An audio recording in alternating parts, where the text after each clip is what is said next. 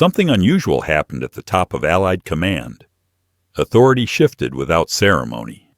Orders changed hands without explanation. American armies that had been advancing under familiar leadership suddenly answered to a different headquarters, a different tempo, a different philosophy. To the soldiers at the front, nothing was explained. To the commanders beneath it, everything was implied.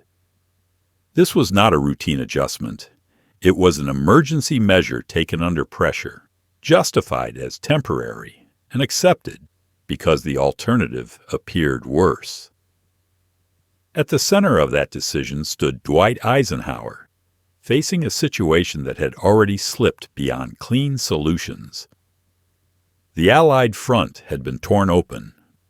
A German offensive had split American forces, disrupted communications, and created a crisis that demanded immediate coordination.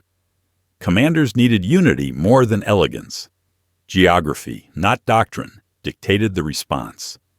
The nearest intact headquarters capable of coordinating the northern sector belonged to Bernard Montgomery. Eisenhower's decision followed logic, not preference. 2 American armies, over 500,000 men, were placed under Montgomery's control. The arrangement was framed as temporary. The language was careful. No long-term authority was granted. No strategic endorsement was implied. It was a firebreak. The purpose was not victory. It was containment. What followed exposed a deeper problem. Montgomery did not treat the arrangement as a stopgap. He treated it as validation. His headquarters began issuing directives with the confidence of permanence. Planning assumptions extended beyond the immediate crisis.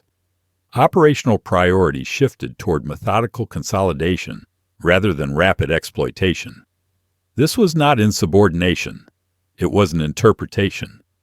Montgomery believed he had been proven right by circumstance. American forces had stumbled. The British command had stabilized the situation. The conclusion in his mind was unavoidable. The war required control, not speed. That belief carried consequences measured in lives. By the time the crisis ended and command authority returned to its original structure, tens of thousands of American casualties had accumulated in operations shaped by a philosophy that was never meant to guide them. No single battle explains the figure. No single order caused it. It was the result of sustained operational caution imposed during a moment that rewarded speed. Eisenhower had accepted that cost.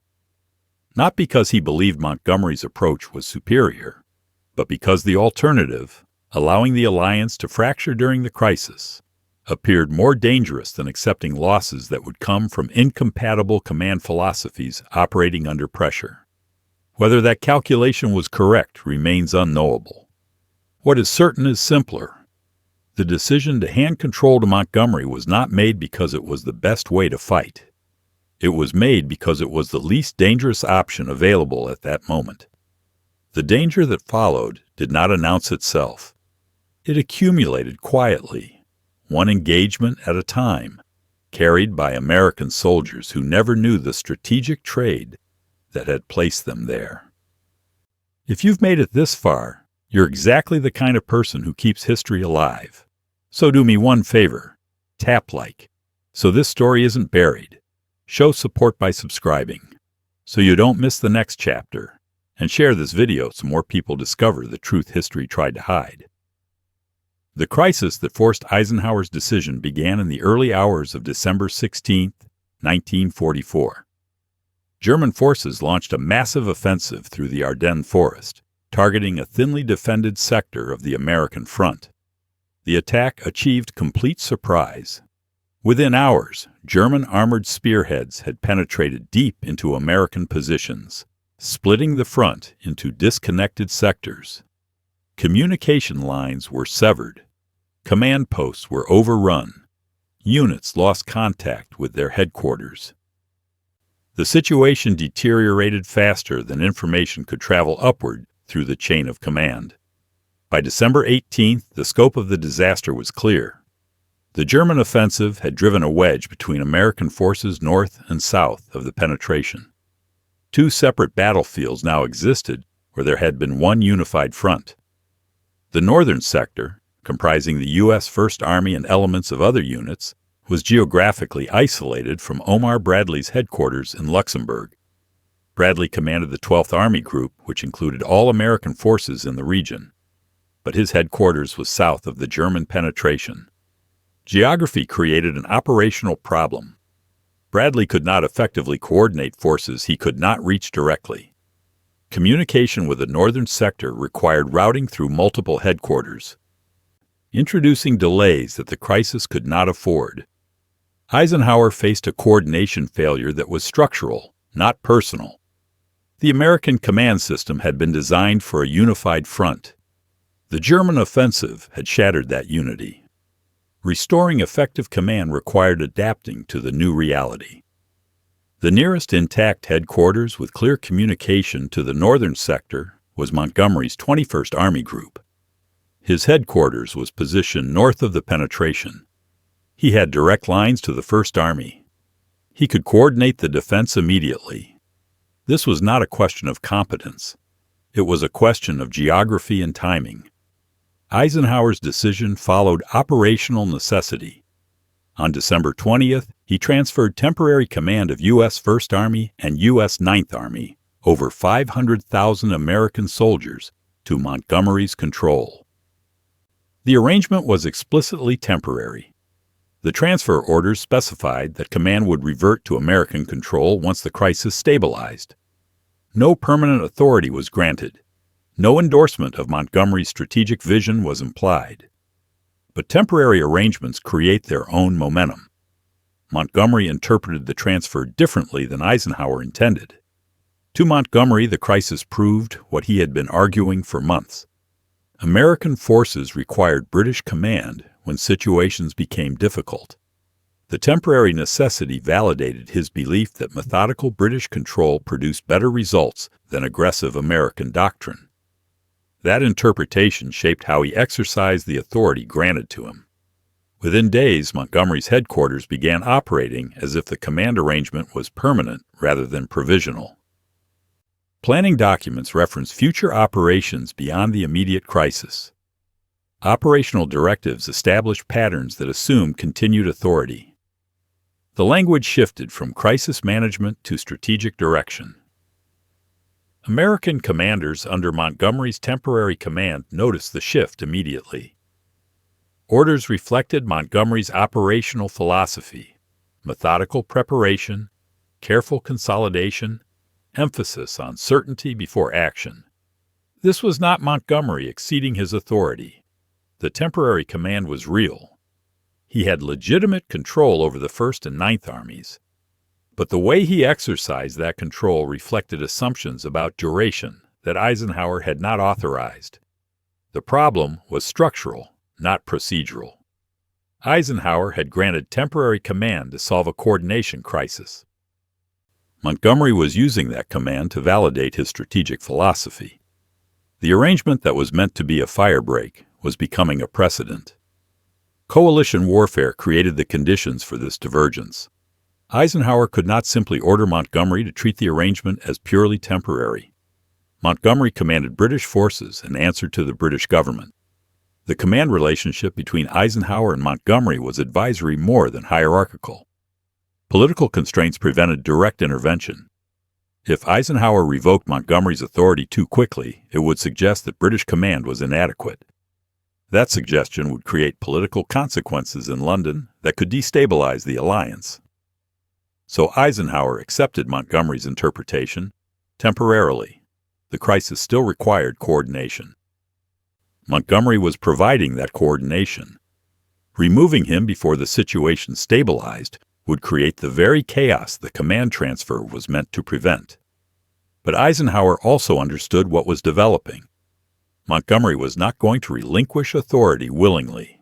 He would argue operational necessity for every extension. He would frame every return of command as militarily premature. The temporary solution was becoming a permanent problem. American commanders serving under Montgomery grew increasingly frustrated. They understood the operational necessity of the command transfer. They accepted that geography required temporary British coordination, but they also understood that Montgomery was treating the arrangement as validation rather than expedient. Omar Bradley, whose 12th Army Group had been effectively split by the command transfer, was particularly concerned. He had commanded these armies since Normandy. The transfer, while operationally justified, removed his authority over forces he had trained and led for months. Bradley told Eisenhower that the arrangement had to be temporary in practice, not just in theory. Once the German offensive was contained, command had to return to American control immediately. Any delay would create the impression that American forces required permanent British oversight. Eisenhower agreed, but he also understood that extracting Montgomery from command would be more difficult than inserting him had been. The crisis had created conditions where Montgomery's authority appeared necessary. Ending that authority would require proving it was no longer necessary. And Montgomery would resist that proof with every operational justification available. By late December, the German offensive had been halted. American forces under Montgomery's coordination had stabilized the front. The immediate crisis was contained. But Montgomery was not preparing to return command. He was preparing to extend it. Planning documents from his headquarters outlined operations for January and beyond. Those plans assumed continued authority over the 1st and 9th Armies. They positioned Montgomery's northern thrust as the main Allied effort. They treated American forces as integral components of British strategic vision. Eisenhower faced a new problem. The crisis that had justified the command transfer was ending, but the command transfer itself was not ending. Montgomery was converting temporary authority into permanent structure, and the longer that conversion continued, the more casualties would be shaped by a command philosophy that American forces had not been designed to execute under. The crisis that had forced Eisenhower's hand was resolving, but the decision made during that crisis was creating consequences that would extend far beyond it. Montgomery now commanded over 500,000 American soldiers. He believed that command was justified by results, and he intended to keep it. Eisenhower would have to take it back, but doing so would require confronting Montgomery at exactly the moment when the alliance was most fragile and the war was entering its final phase. The temporary solution had become a trap, and American soldiers would pay the cost of extracting it. The change in operational tempo was noticed first by division commanders. Orders that had previously emphasized exploitation and momentum now emphasized consolidation and preparation. Advances that had been measured in kilometers per day were now measured in objectives secured. Speed, which had been treated as a tactical advantage, was now treated as a risk requiring management. This was not a change in tactics. It was a change in operational philosophy. American forces had been trained and equipped for mobile warfare. The doctrine emphasized rapid movement, aggressive exploitation of enemy weakness, and maintaining pressure regardless of risk. Supply problems were solved while advancing. Coordination issues were addressed during action. The underlying belief was that momentum itself created opportunities that planning could not anticipate. Montgomery's philosophy was different. He believed war was won through preparation, control, and the elimination of uncertainty before commitment. Advances occurred only when supply lines were secured, flanks were protected, and enemy strength was thoroughly assessed. Speed mattered less than sustainability. Moving faster than logistics could support was not boldness. It was recklessness that produced avoidable casualties. Both philosophies had produced results in different contexts. Both had commanders who embodied them successfully, but they were fundamentally incompatible when applied to the same forces simultaneously. American divisions found themselves preparing for operations they had been trained to execute immediately. Units accustomed to rapid exploitation were now ordered to pause, consolidate, and await coordination with adjacent forces. Opportunities that appeared during reconnaissance were not exploited immediately, but reported upward for planning consideration. Each delay was individually defensible. Pausing to secure a supply route made sense. Coordinating with flanking units reduced risk. Waiting for intelligence assessment prevented walking into traps. But collectively, the delays produced a different kind of operation than American forces were designed to conduct. German forces facing this shifted tempo adapted quickly. Units that were withdrawing under pressure suddenly had time to establish defensive positions. Retreats that had been disorganized became controlled withdrawals. Temporary chaos solidified into prepared resistance.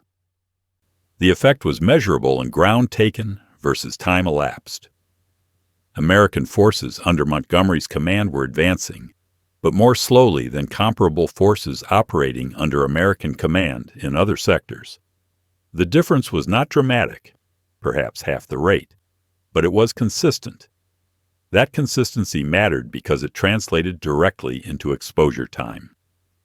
Mobile warfare doctrine minimized casualties by minimizing time in contact with the enemy.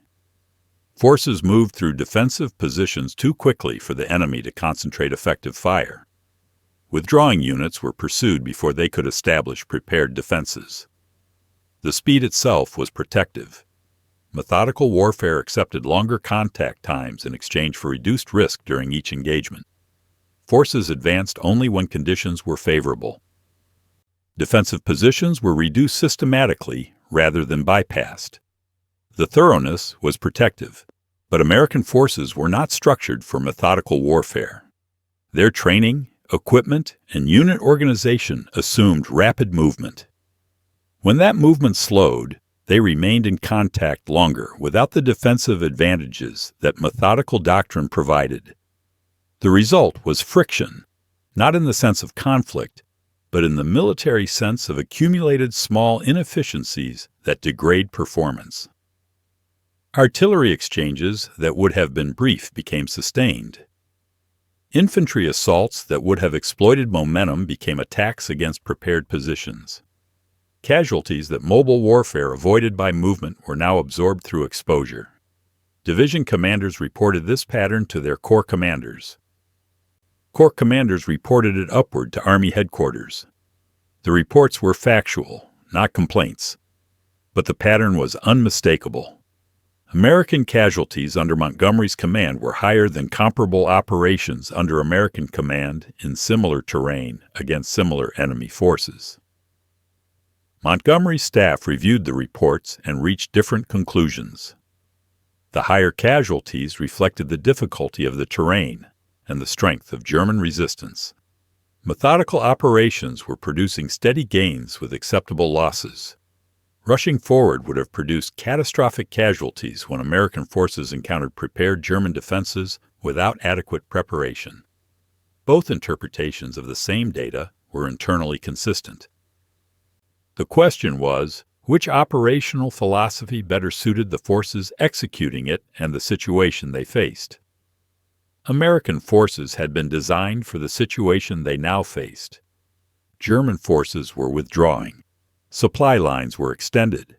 Defensive positions were forming, but not yet complete. This was exactly the moment when mobile warfare doctrine produced optimal results. Rapid exploitation before the enemy could establish coherent defense. Instead, American forces were conducting operations designed for a different situation. One where the enemy was strong, positions were prepared, and caution was necessary to avoid defeat. The mismatch was costly. By early January 1945, the pattern was established. American forces under Montgomery's command were advancing methodically through terrain where rapid exploitation would have been possible. German forces were using the time granted by methodical advances to establish defensive positions that would require assaults to reduce. Each assault produced casualties, not catastrophic numbers, not dramatic losses, but steady attrition that accumulated daily. The casualty reports arriving at Eisenhower's headquarters documented the pattern. American losses under Montgomery's command were approximately 30% higher than losses in comparable operations under American command. The difference was not attributable to terrain, enemy strength, or operational difficulty. It was attributable to operational tempo. Eisenhower understood what the numbers meant. But he also understood that removing Montgomery immediately would create a different kind of crisis, one that threatened the alliance itself at the moment when the war was entering its final phase. So the methodical operations continued. American forces advanced under a command philosophy they had not been designed to execute. German forces adapted to that philosophy by establishing defenses that methodical doctrine would assault rather than bypass.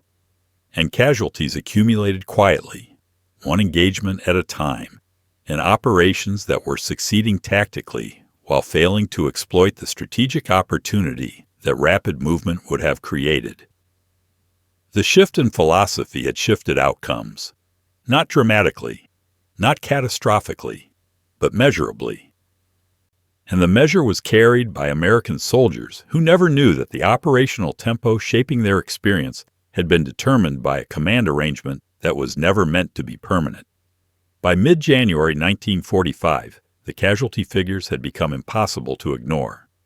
American forces under Montgomery's temporary command had suffered approximately 40,000 casualties since the command transfer in December. The number included killed, wounded, and missing. It represented roughly 8% of the forces under Montgomery's control. For context, American forces operating in adjacent sectors under American command during the same period had suffered casualty rates closer to 5 to 6%, while covering similar distances against comparable enemy resistance. The difference, approximately 2 to 3% of forces engaged, translated to thousands of additional casualties that could be attributed not to enemy action alone, but to the operational approach applied to countering that action. No single engagement explained the disparity. There was no catastrophic battle where losses spiked. The pattern was incremental. Daily casualty reports that were individually unremarkable became collectively significant when aggregated over weeks. Division medical officers documented the pattern in after-action reports. The types of wounds reflected sustained exposure rather than intensive combat. Artillery casualties from prolonged time in contact. Infantry casualties from assaults on prepared positions. The injuries were consistent with methodical operations against an enemy given time to establish defense.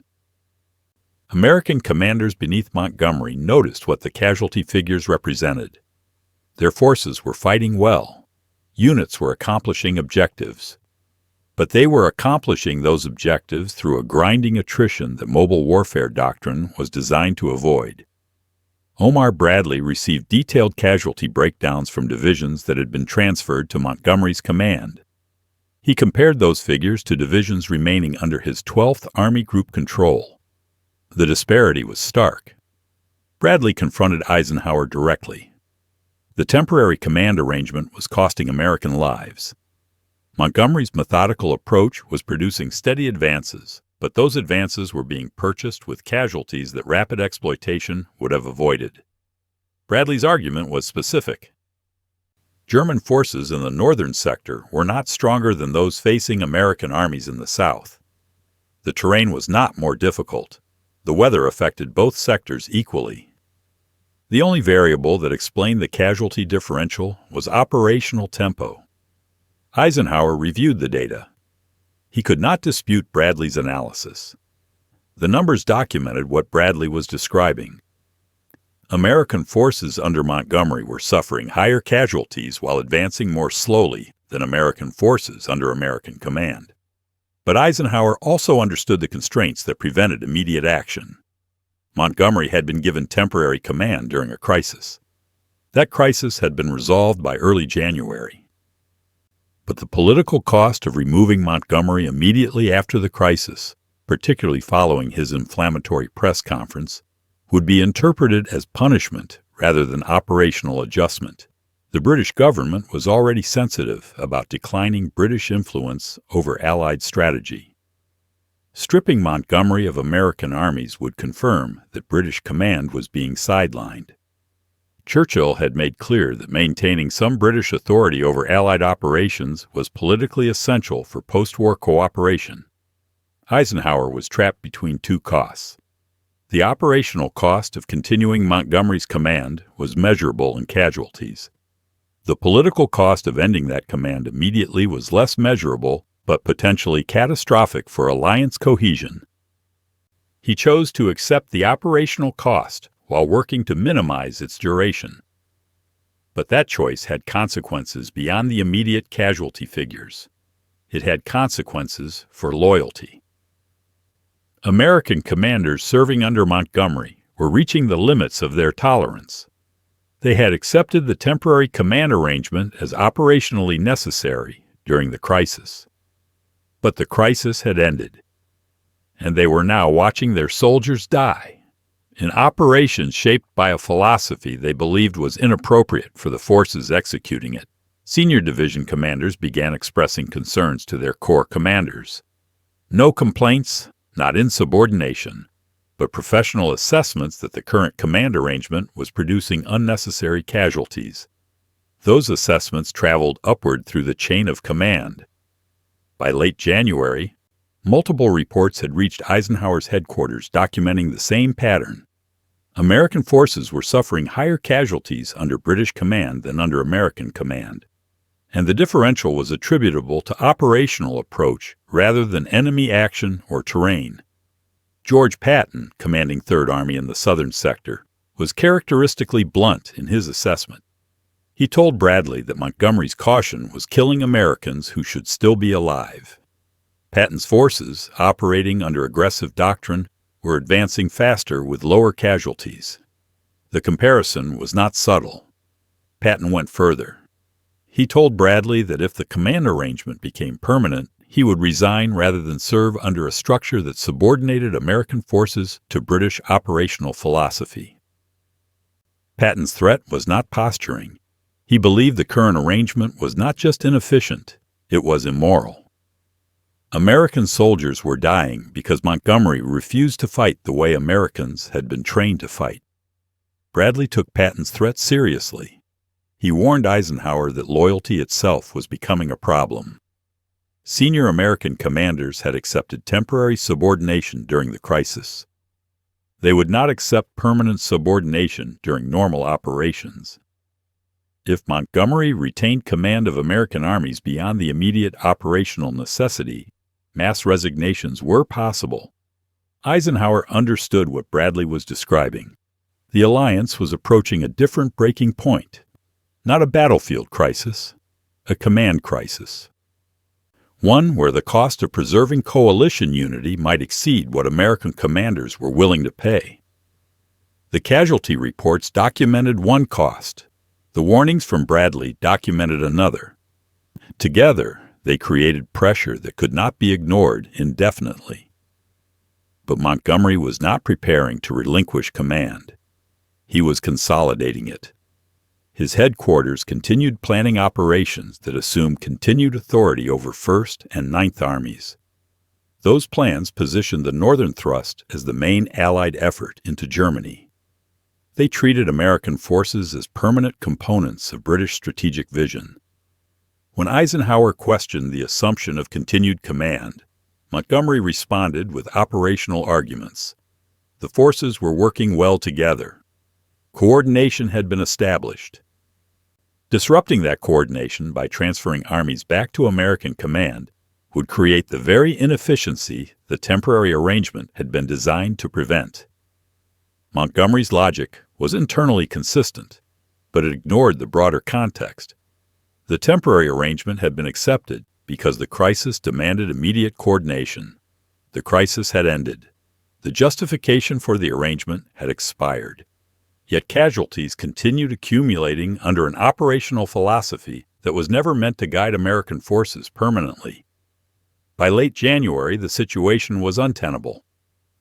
Eisenhower had to choose between preserving Montgomery's authority and accepting continued casualties from operational approaches incompatible with American doctrine, or removing that authority and accepting political consequences that could destabilize the alliance. The casualties were quantifiable. 40,000 Americans killed, wounded, or missing under Montgomery's temporary command. The differential compared to American command suggested that thousands of those casualties might have been avoided under different operational philosophy. The political consequences were less quantifiable, but equally real. Removing Montgomery would confirm British fears about declining influence. It would create resentment that would affect post-war cooperation. It would validate American unilateralism that could undermine coalition warfare in future conflicts. Eisenhower was facing a choice between soldiers' lives and alliance preservation, between operational efficiency and political sustainability, between the immediate cost of casualties and the long-term cost of fractured cooperation. He chose the alliance, but he also chose to end the arrangement that was producing the casualties. The question was how to do so without triggering the political crisis that immediate removal would create. The answer would require compromise, not the kind that satisfied anyone, but the kind that prevented the worst outcomes on both sides. Montgomery would keep some American forces, not all, not permanently, but enough to maintain British strategic relevance through the final operations of the war. Bradley would get most forces back, not immediately, not all at once, but soon enough to prevent mass resignations and restore American operational control. And the casualties that had already accumulated would be absorbed without official acknowledgement that they had been produced partly by a command arrangement that should have ended weeks earlier. The cost of that compromise was already paid by soldiers who never knew their sacrifice had been shaped by political calculations about alliance management rather than purely military necessity. The reversal began with a meeting that was not announced publicly. On January 30, 1945, Eisenhower met with Montgomery at his headquarters. The stated purpose was coordination for upcoming operations. The actual purpose was to inform Montgomery that the temporary command arrangement was ending. Eisenhower's approach was procedural, not confrontational. The crisis that had justified the command transfer had been resolved. American forces had stabilized the front. German offensive capability had been eliminated. The operational necessity for unified Northern Command no longer existed. First Army would return to Bradley's 12th Army Group immediately. The 9th Army would remain under Montgomery's control temporarily, but only for the Rhine crossing operation. After that crossing was complete, the 9th Army would also return to American command. Montgomery protested. The Northern thrust required sustained unity of command. Transferring armies during active operations would disrupt coordination that had taken weeks to establish. Removing American forces would reduce the Northern offensive to a secondary effort. Eisenhower's response was final. The decision was not negotiable. The First Army returned to American command immediately. The 9th Army would remain only for the specific operation of crossing the Rhine. No extensions, no exceptions. Montgomery understood what was happening. The temporary authority he had interpreted as validation was being revoked. The strategic vision he had been developing, one that positioned the British command leading the final drive into Germany with substantial American forces, was being dismantled. He could accept the reduced arrangement or lose all American forces immediately. He accepted.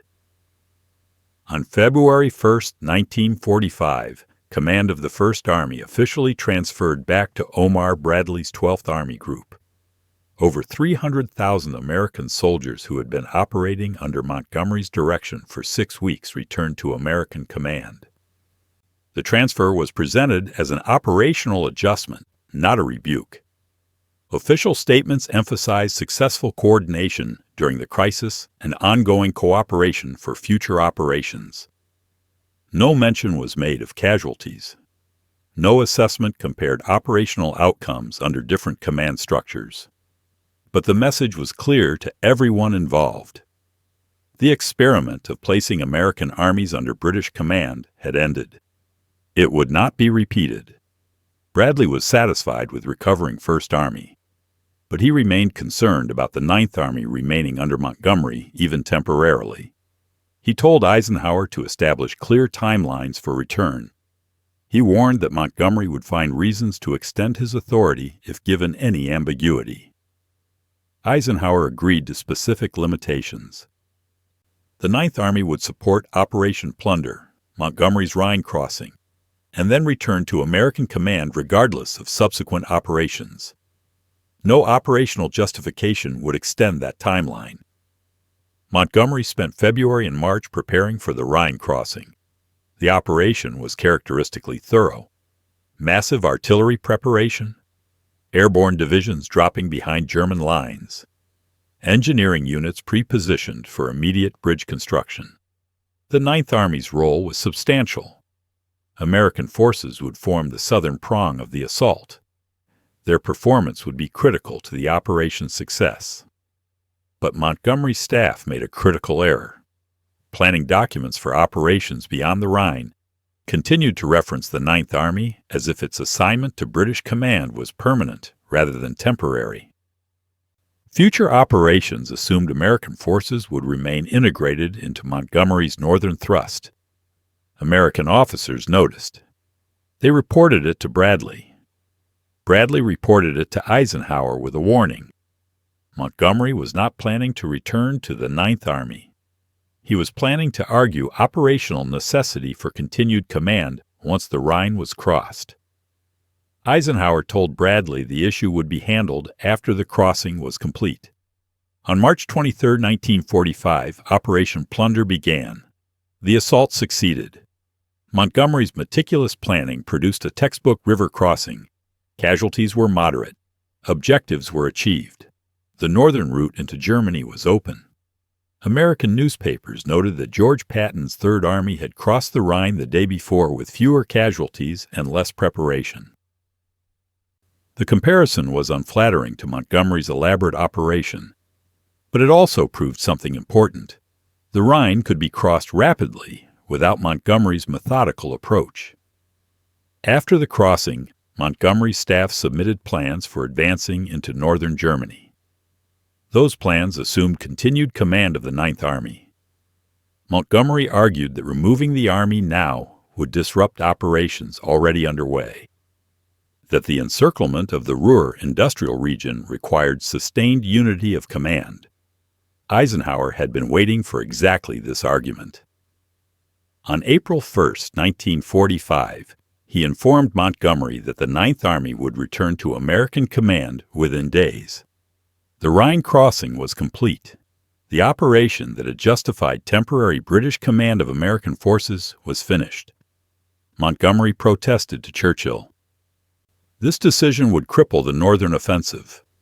The Ninth Army was essential for operations beyond the Rhine. Taking it away now made no military sense.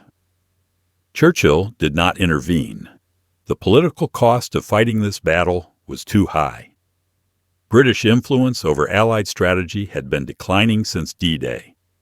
Preserving Montgomery's authority over American armies was not worth the confrontation it would require. On April 4, 1945, Ninth Army officially returned to Bradley's 12th Army Group. The transfer was final.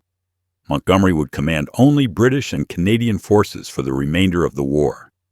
The command arrangement that had begun as a temporary emergency measure in December had lasted 4 months.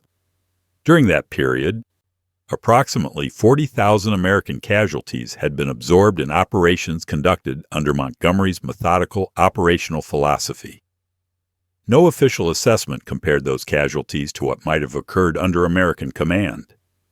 No statement acknowledged that operational tempo had contributed to loss rates higher than comparable operations in adjacent sectors. The episode was described in after-action reports as necessary coordination during a crisis, followed by appropriate return to normal command structure. The language was professional and neutral, but the officers who had served through it understood what had happened. They had watched American soldiers die in operations shaped by a command philosophy incompatible with the doctrine those soldiers had been trained to execute. They had seen opportunities for rapid exploitation deferred in favor of methodical preparation. They had absorbed casualties that mobile warfare would have avoided. The lesson was absorbed without being stated officially. Coalition warfare requires compromise, but compromise has costs that are paid by the soldiers under command, not the commanders making the compromises. Eisenhower's decision to allow Montgomery temporary command had been operationally justified during the crisis. But the decision to allow that command to continue beyond the crisis, even briefly, had produced casualties that might have been avoided. Whether those casualties were justified by the political necessity of maintaining alliance. Cohesion was a question that could never be answered definitively. The counterfactual was unknowable. What would have happened if command had been transferred back to American control immediately after the crisis stabilized remained speculation. What was certain was that the temporary arrangement had lasted longer than military necessity required, that it had continued partly because political considerations delayed its termination, and that American soldiers had paid the cost of that delay in casualties accumulated during operations conducted under operational philosophy they had not been designed to execute under. History would record the episode as an example of effective coalition management. Eisenhower had navigated a command crisis, maintained alliance unity, and restored appropriate command structure without triggering political fracture. The casualty lists recorded something different. They recorded that 40,000 Americans had been killed, wounded, or missing during a period when their operations were guided by a command philosophy that prioritized certainty over speed, preparation over exploitation, and methodical advance over rapid pursuit. Both records were accurate. Together, they explained why a decision made to preserve alliance unity had also shaped how thousands of Americans died in the final months of the war. Eisenhower had faced an impossible choice during the crisis. He had made the least dangerous decision available, but the least dangerous decision had still been dangerous. And that danger had been carried by soldiers who never knew that the tempo of their operations, the nature of their casualties, and the duration of their exposure had been determined not by military necessity alone, but by the political requirements of maintaining a coalition that could not afford to fracture before the war was won. The command arrangement ended quietly. No ceremony marked the return of the Ninth Army to American control. No statement acknowledged what had been learned. But every American commander who had served through it understood the lesson. Temporary solutions in coalition warfare are never as temporary as they are presented, and the cost of extraction is always higher than the cost of implementation. Montgomery had interpreted temporary authority as permanent validation. Eisenhower had allowed that interpretation to persist longer than military necessity required, and American casualties had accumulated during the interval when political calculation delayed operational correction. The war ended 6 weeks later. The alliance was held. The victory was complete. But the episode remained as evidence of a truth that no official history fully acknowledged. In coalition warfare, the most dangerous decisions are not the ones that fail spectacularly, but the ones that succeed politically while accumulating costs that are never officially attributed to the compromise that produced them.